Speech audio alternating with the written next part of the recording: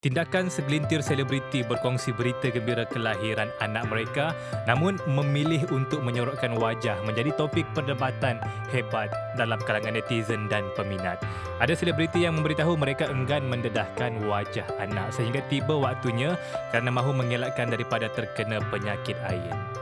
Macam mana boleh terkena penyakit ain dan boleh dirawat ke?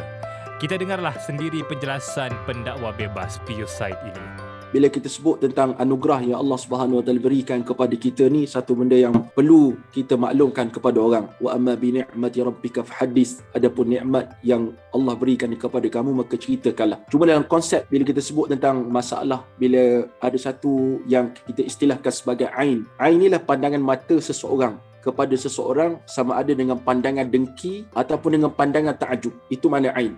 Satu penyakit yang boleh datang daripada pandangan seseorang, sama ada datang daripada orang yang jahat ataupun daripada orang soleh ataupun daripada seseorang yang kita cintai ataupun dia cinta kepada kita, yang takjub dengan apa yang ada pada kita tu, dia boleh mendatangkan dengan sebab takdir Allah Subhanahu Wa Taala kerana pemandangan orang tersebut maka jadi sakit. Oleh sebab tu saya nampak bila mana ada figure-figure yang melahirkan anak ataupun dapat duit raya banyak, contohnya sahabat kami anak andanya Bilal dapat berapa belas ribu duit raya contohnya, dia tak tunjuk wajah. Tujuannya apa? Hadirin mati Allah Subhanahu Wa Taala, salah satu untuk secure sebenarnya. Sebab kita takut termasuk dalam yang disebut oleh Nabi SAW, al-ainu haqq. Penyakit ain ini satu benda yang benar. Tapi ramai orang terkini ataupun orang moden yang sekarang ni anggap biar benar, takkanlah tengok boleh menyebabkan orang sakit. Tapi itu yang sebenarnya sepatut kita tekuni ataupun kita kena hadam bahawa benda tu benar-benar wujud. Bahkan dalam Quran Allah sebut, Allah SWT menyatakan tentang orang kafir, wa iyyakadul lazi la yuzlikunaka bi absarihim. Hampir kamu wahai Muhammad tergelincir dan terjatuh disebabkan pandangan mata orang-orang kafir terhadap kamu. Orang kafir ni pandang Rasulullah SAW untuk menjatuhkan Nabi dengan perasaan benci. Maka Allah kata hampir-hampir kamu ni tergelincir. Maka kat sini kata ulama menunjukkan bahawa ain itu wujud dan bukan suatu yang dongeng macam cerita mestika atau bukan macam tu. Wallahualam. Okey, so Ustaz bila bercerita tentang penyakit ain, adakah penyakit ain ni untuk kanak-kanak sahaja ke ataupun kepada sesiapa je lah, mungkin wanita, lelaki dan sebagainya Ustaz? Adakah melalui gambar ke, video ke ataupun secara impersonal Ustaz? Kalau tanya pada saya, adakah budak-budak saja kena ataupun orang tua pun kena? Sebenarnya semua orang boleh kena. Jadi itu sebab pada zaman Nabi SAW ada seorang sahabat namanya Sahal bin Hunayf. Satu hari dia tengah mandi, tiba-tiba datang seorang sahabat namanya Amir bin Rabi'ah. Amir bin Rabi'ah kata apa? Oi, cantik betul kulit kamu ni, macam kulit orang perempuan yang diingini. Maksudnya cantik kulit kamu. Selang berapa lama Sahal ini jadi sakit. Bila jadi sakit, Rasulullah datang ziarah dia. Nabi tanya, apa sebab ni? Adakah sesiapa yang melihat kamu ataupun melakukan sesuatu pada kamu? Maka jawab dia, ada. Namanya Amir bin Rabi'ah, tengok aku. Dan disebut sekian-sekian. Maka Nabi panggil Amir bin Rabi'ah untuk mengubat kepada Sahal ini. Macam mana? Amir bin Rabi'ah ni ambil wuduk, air wuduk tu ditadah dan air wuduk tu dimandikan kepada Sahal bin Hunayf tadi. Maksudnya Sahal ini orang besar, bukan budak-budak ataupun baby.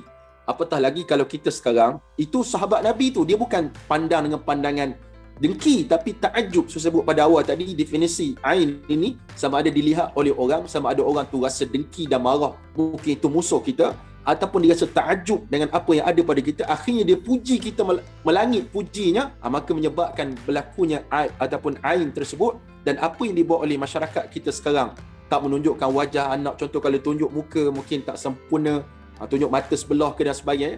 Sebenarnya salah satu kaedah untuk dikatakan untuk mengelakkan ain itu sendiri. Antara yang boleh kita buat, bukan semata totally tak boleh tunjuk wajah anak, bukan macam tu. Tapi orang-orang tua kita kata, orang tua ni banyak dia punya pantang larang. Jangan tunjuk lagi waktu baby baru lahir, contohnya dalam tempoh 7 hari kita dah tunjuk dah.